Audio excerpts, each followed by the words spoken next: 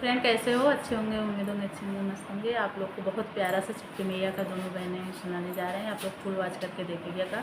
कैसे लगा गाना आप लोग लाइक कमेंट सब्सक्राइब जरूर करने का। ये दोनों चैनल पे जाएगा छठी मैया का गाना, निधि मिश्रा ऑफिशियल पे, रेनू पांडे ऑफिशियल पे।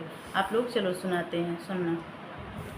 छठी माई के घटवा पे अजन बाजन बजब बजवाई हो।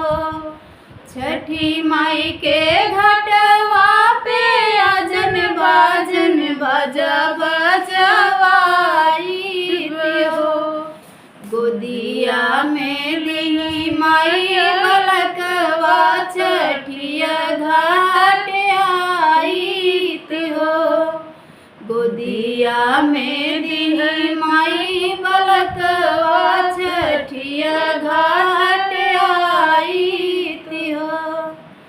के ये जेला वेला फल फल हर बात चौका चढ़ावे हो। के ये जे पूरी पूरी बतियात दिया ना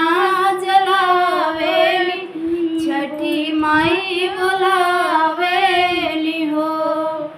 के ये जे पूरी पूरी बतियात दिया ना जलावेली छठी माई बोलावेली हो। अरे पांडे राम लावाई फल फल हरवा चौका मिश्रा जिला मई फल फल हरवा चौका चढ़ावेल हो।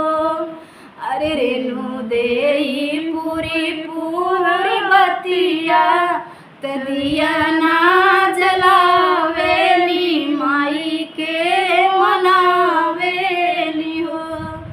निधि दीदी दिया ना सूर्य देव बोलावेली हो। जय हो छठी मैया। सब मनोकामना पूर्ण करना छठी मैया। बस फ्रेंड लोग आप लोग प्यार आशीर्वाद बनाए रखना दोनों बहनें के ऊपर।